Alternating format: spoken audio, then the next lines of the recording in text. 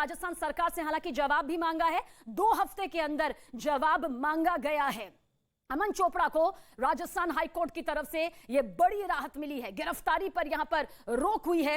High court ने राजस्थान सरकार से जवाब भी मांगा है, 2 हफ्ते के अंदर यह जवाब यहां पर मांगा गया है। लेकिन जिस तरह से आज अमन चोपड़ा की हाउसिंग सोसाइटी में राजस्थान पुलिस पहुंची, लोकल पुलिस को इसके बारे में कोई जानकारी नहीं दी गई, तलाशी यहां पर ली गई, इसके बाद कई सवाल यहां पर खड़े हो रहे हैं। सवाल यह खड़ा हो रहा है कि आखिर राजस्थान हाईकोर्ट की तरफ से जो स्टे दिया गया, उसके बाद भी पुलिस यहां पर क्यों पहुंची, उसके बाद भी पुलिस हाउसिंग सोसाइटी की तलाशी करती हुई क्यों नजर आई, जबकि राजस्थान हाईकोर्ट की तरफ से यह रोक, यह स्टे यहां पर 2 मामलों को लेकर नजर आया है। 3 में से 2 मामलों को लेकर यह रोक यहां पर दिखाई दे रही है। बावजूद इसके राजस्थान पुलिस यहां पर पहुंचती है और जो एक नियम, कायदा, कानून कहता है कि कानून के मुताबिक लोकल पुलिस को इसकी जानकारी देनी चाहिए जब आप स्टेट से आते हैं और दूसरे स्टेट पर एंटर करते हैं। बावजूद इसके बताया जा रहा है कि किसी तरह से लोकल पुलिस को इसकी जानकारी नहीं दी गई कि राजस्थान पुलिस आज अमन चोपड़ा की हाउसिंग सोसाइटी में दाखिल हो रही है, वहां पर पूछताछ करेगी, वहां पर तलाशी लेगी, अमन चोपड़ा को यहां पर ढूंढने की कोशिश की जाएगी। तो अमन के घर पर राजस्थान पुलिस पहुंची और इसी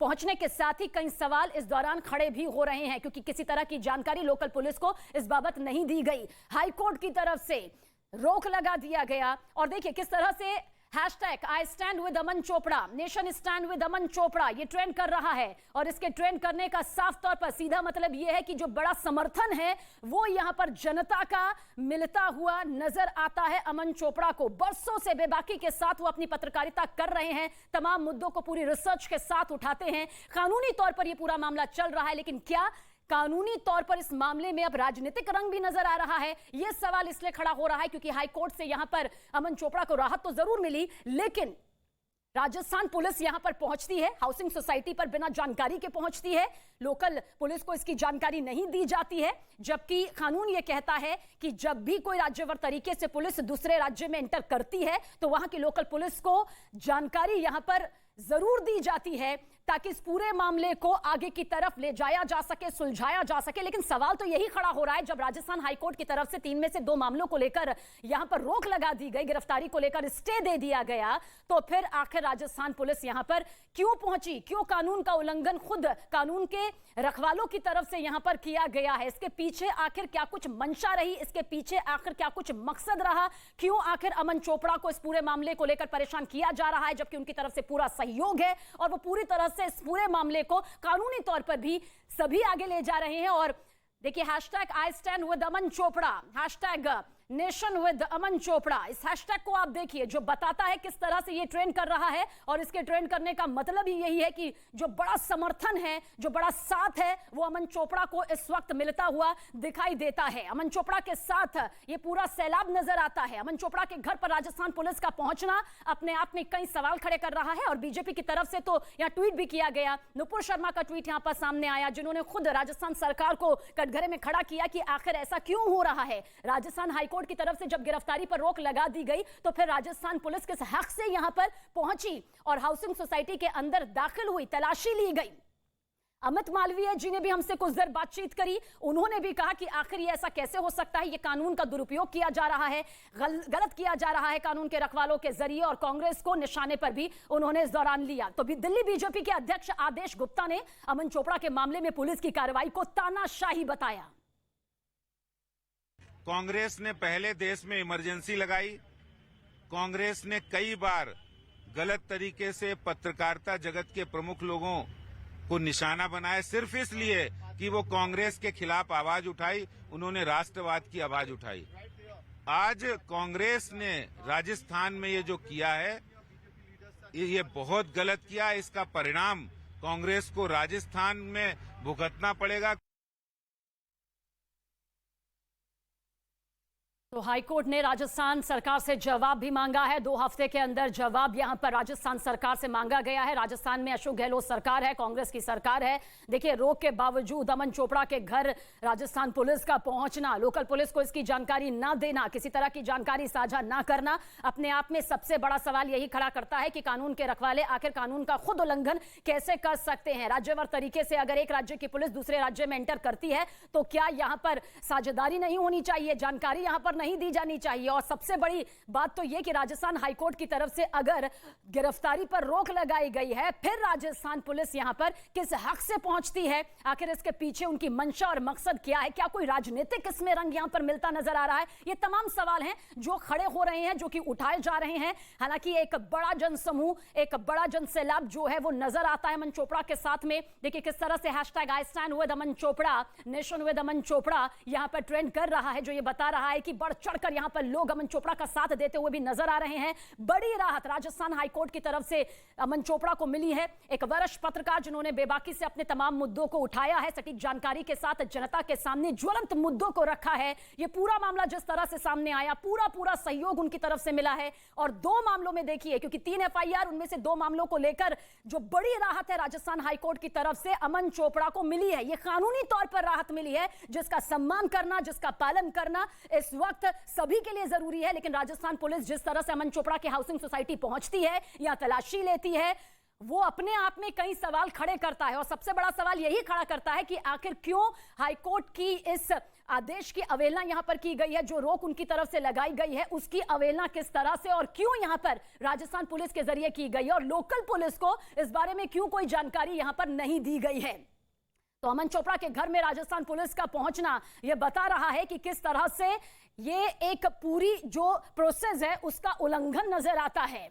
उल्लंघन इसलिए क्योंकि राजस्थान हाईकोर्ट की तरफ से रोक यहां पर गिरफ्तारी को लेकर दी गई है। अगर हाईकोर्ट की तरफ से यह रोक गिरफ्तारी को लेकर दी गई है तो फिर राजस्थान पुलिस के लिए क्या हाईकोर्ट के आदेश के, उनके स्टे के कोई मायने नहीं है? अगर हैं तो फिर क्यों हाउसिंग सोसाइटी यहां पर अमन चोपड़ा की पहुंची जाती है? क्यों यहां पर राजस्थान पुलिस दाखिल होती है, तलाशी लेती है, जबकि पूरा मामला कानूनी तौर पर आगे बढ़ रहा है? बावजूद इसके राजस्थान पुलिस का पहुंचना अपने आप में कई गंभीर और संगीन सवाल यहां पर खड़े कर रहा है। हाईकोर्ट ने राजस्थान सरकार से देखिए 2 हफ्तों के अंदर यह जवाब भी मांगा है। जवाब यहां पर गहलोत सरकार को देना होगा। कांग्रेस की सरकार है, मुख्यमंत्री अशोक गहलोत है, बीजेपी सवाल यहां पर खड़े कर रही है। और सीधे तौर पर जो बातचीत इस वक्त हमारी हो भी रही है, जो बीजेपी की तरफ से, उनके नेताओं की तरफ से ट्वीट भी सामने आ रहे हैं, वो इस तरफ इशारा कर रहे हैं कि क्या एक वरिष्ठ पत्रकार के साथ में राजनीतिक रंजिश निकाली जा रही है, क्या उन्हें राजनीतिक रंजिश की चपेट में लिया जा रहा है? और ये सवाल उठना लाजमी इसलिए है क्योंकि राजस्थान हाईकोर्ट ने अगर रोक लगाई है तो इस रोक, इस आदेश, इस फैसले का पालन करना हर किसी का पालन बनता है।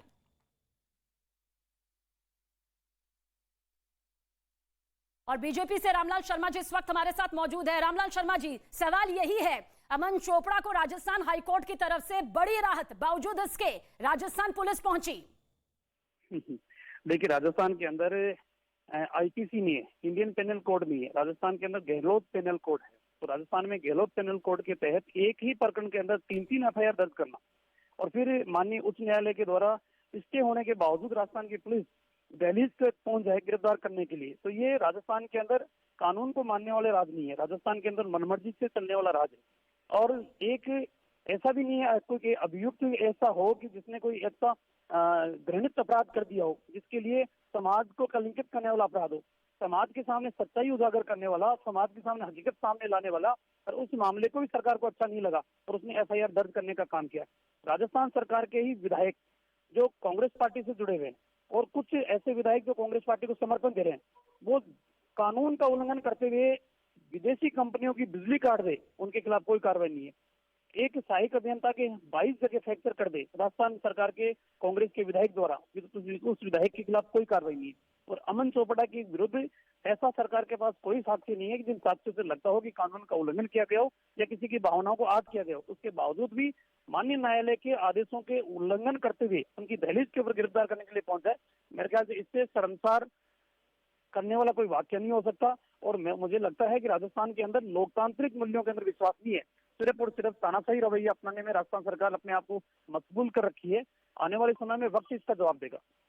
रामलाल शर्मा जी, आपको नहीं लगता है कि राजस्थान पुलिस को यह तो मालूम होगा कि अगर वो दूसरे राज्य में जा रही है तो वहां की लोकल पुलिस के साथ साझेदारी करना, जानकारी देना उनकी जिम्मेदारी है, बावजूद इसके हाउसिंग सोसाइटी यहां पर अमन शर्मा की पहुंच जाती है? क्या कुछ आप कहना चाहेंगे? क्या राजनीतिक रंजिश में एक वरिष्ठ पत्रकार को फंसाने की कोशिश भी की जा रही है? क्या इस तरफ भी इशारा मिलता है?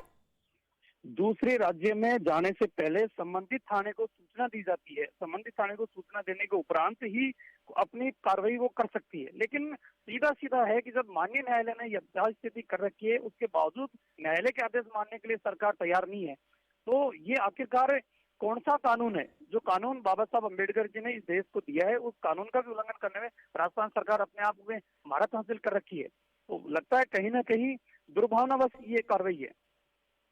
रामलाल शर्मा जी, किसी भी पत्रकार के जरिए उठाए गए मुद्दे को लेकर पक्ष विपक्ष को दिक्कत हो सकती है, वो अपनी बात रख सकते हैं, लेकिन आपको लगता है कि हाईकोर्ट से एक बड़ी राहत के बावजूद अगर हाउसिंग सोसाइटी में पुलिस पहुंचती है तो ये इशारा ये बताता है कि कानून के रखवाले कानून की रक्षा नहीं कर रहे हैं?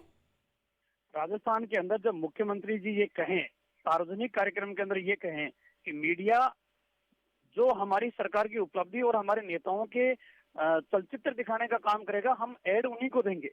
जो राजस्थान सरकार अपने आप को गांधीवादी सरकार कहती है, गांधीवादी सरकार लोकतंत्र के चौथे स्तंभ को इस तरीके का व्यवहार कर रही है, तो मुझे लगता है कि इससे बड़ा निंदनीय कार्य कोई हो नहीं सकता। बहुत बहुत शुक्रिया रामलाल शर्मा जी।